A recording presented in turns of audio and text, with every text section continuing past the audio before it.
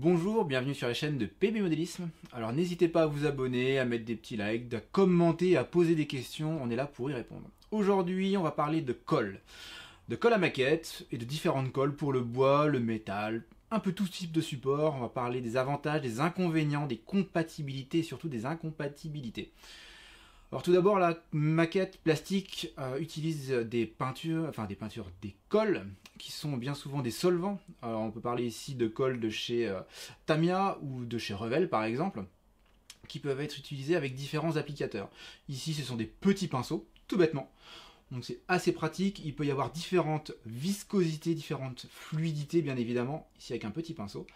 Et puis sinon on peut aussi avoir un système de dépose avec une seringue, comme on a ici. Voilà, qui s'est détaché, pas grave.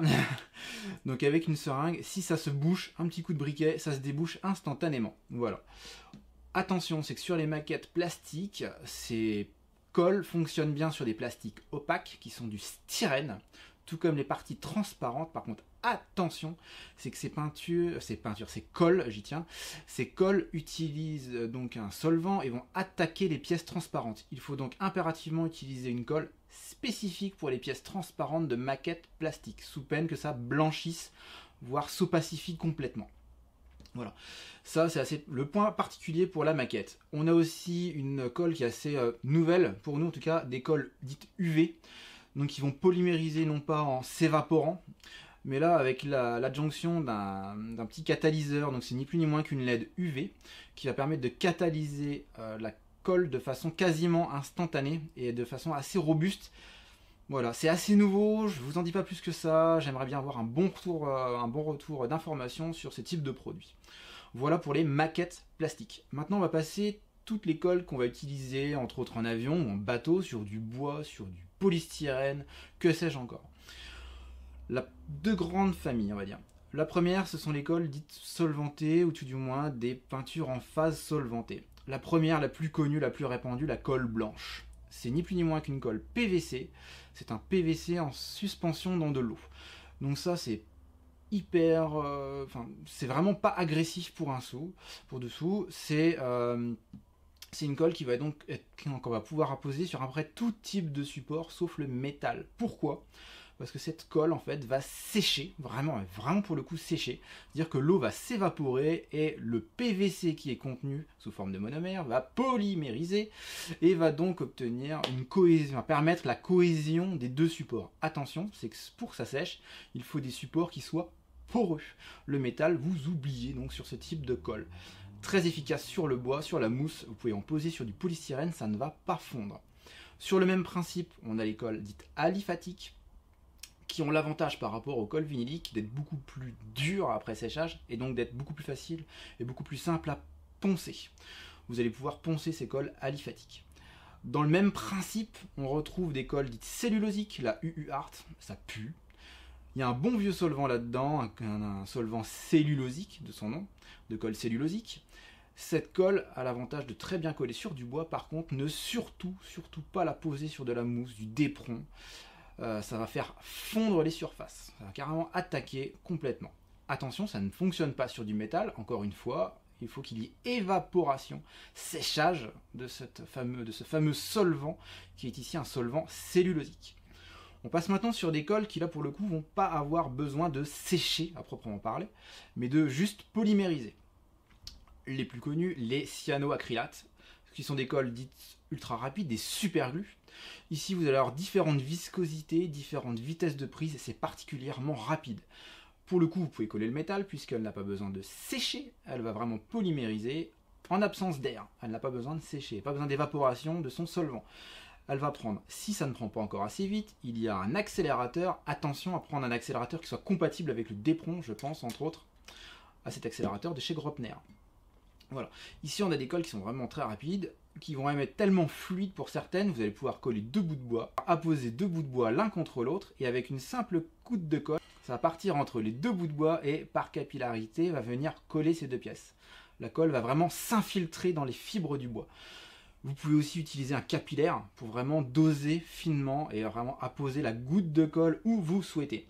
Le gain de poids évidemment, et puis avoir quelque chose de beaucoup plus propre.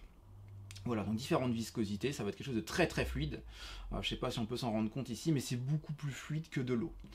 Voilà, donc on a vraiment quelque chose de beaucoup plus fluide, et ici quelque chose de plus visqueux, qui va être de viscosité, on va dire conventionnelle, classique. Voilà, pour les cyanoacrylates. Si toutefois vous êtes loupé, il y a le débondeur, un produit qui va donc faire fondre la colle et vous permettre de démonter si vous êtes planté. Grande famille bien connue, les époxys, connues souvent sous le nom d'araldite, donc qui est composé de 2 éléments, une résine ainsi que son durcisseur. Là pour le coup c'est de nouveau compatible avec tout type de support, ça ne va pas attaquer le dépron par exemple. Par contre c'est assez visqueux, il y a différentes vitesses de prise, on a des 90 secondes, 5 minutes et 30 minutes bien souvent, sur les 3 vitesses de prise différentes, c'est assez visqueux, ça colle à peu près tout et n'importe quoi. C'est pas forcément ce qu'il y a de plus propre, mais c'est très très très efficace, entre autres pour tous les assemblages de tous les métaux pour assembler. Alors dans quelques cas, on a quand même des cas un petit peu particuliers, c'est l'extrémité, on a des colles qu'on va appeler colle contact ou colle néoprène. C'est une colle qu'on va apposer sur les 2 surfaces, donc c'est ce qu'on appelle un double encollage. Vous allez apposer de la colle sur la première surface, sur la deuxième surface, vous attendez que ça sèche pour le coup. Et une fois que vous allez mettre en contact, il y a prise instantanée. Ce sont des colles néoprène. Ici, pour la U-port, c'est de la colle néoprène. Alors, elle n'est pas en phase solvantée très violente, c'est une phase alcool.